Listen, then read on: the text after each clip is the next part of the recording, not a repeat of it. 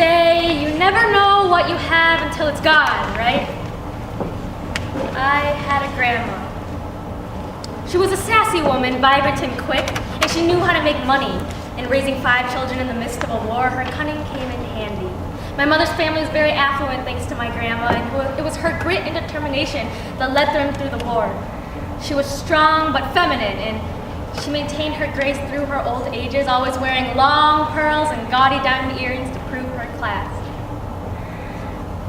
So when the phone call came at 11 o'clock on a Thursday night, passing on the bad news, I felt like the world had stopped spinning.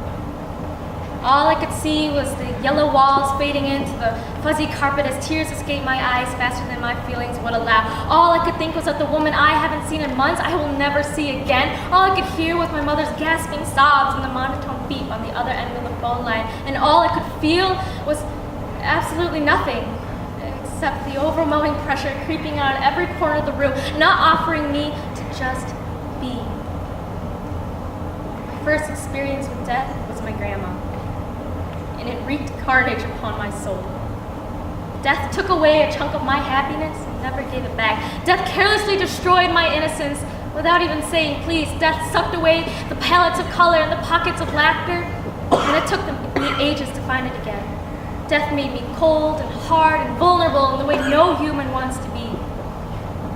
Death made me give up my pride and my dignity because none of that matters when the people you love are lying in a coffin. Death is everything you'd expect it to be, except it's worse. So much worse.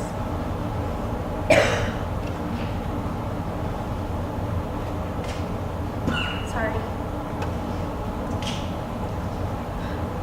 Every single time someone would say those key words, those key lines, she's in a better place now, she led a good life, I'm sorry for your loss, I would get so irritated. I just wish someone would say something that would change the situation, change my situation, but instead of saying that, it brought back feelings I was trying to avoid. Feelings of anger and depression and guilt. She led a good life. I sure hope she led a good life. I sure hope that when she moved here 3 years ago from California, she didn't regret it. And that even though I didn't call her as much as I should have, and I didn't visit as often as I wanted to, and even though I never had those conversations you see every grandchild have with their grandparent, the ones you see in the movies, the really wise ones, even though that never happened, I still hope she led a good life without me. She's in a better place now. I sure hope she's in a better place now. She was a devout Catholic, and even though she would constantly complain that her shoes hurt and her back ached, that would never stop her from putting on her Sunday heels and driving 20 minutes away to praise the Lord. I hope she's in heaven now, doing and experiencing the things she never got to do here on earth. The things she never got to do and experience me. I'm sorry for your loss. Yeah? Well, I'm sorry too.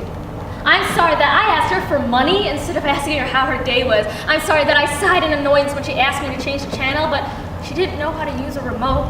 I'm sorry that I whined so hard when my mom said that I had to share a hotel room with her because she likes to turn on the air conditioning too cool for comfort. But what I'm most sorry for is that I joked about this behind her back to her own children just for a good laugh. Just because they didn't want to spend time with her doesn't mean I felt the same way. I cherished these moments I had with her. I adored her. And I never got to tell her how much those moments meant to me, how much she meant to me. And for that, I'm so sorry. Tonight, I'd like to think that she understands everything I'm saying because heaven doesn't have language barriers. I'd like her to know that I don't think it's too late to start a relationship with her right now, and from every day from now.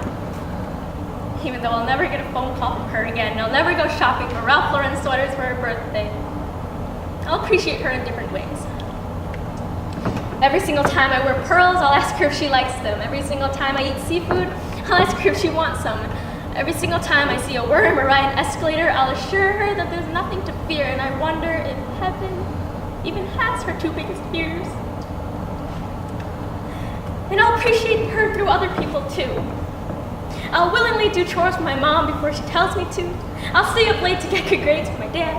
And I won't nitpick with my sister and start fights over trivial matters. And most importantly, I'll take time out of my busy schedule to maintain the relationships I have with my family and friends.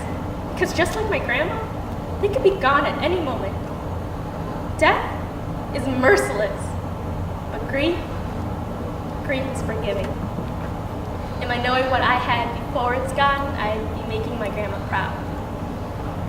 So it all goes back to the old saying, right? You never know what you have until it's gone. Well, I think that's wrong. I have a grandma.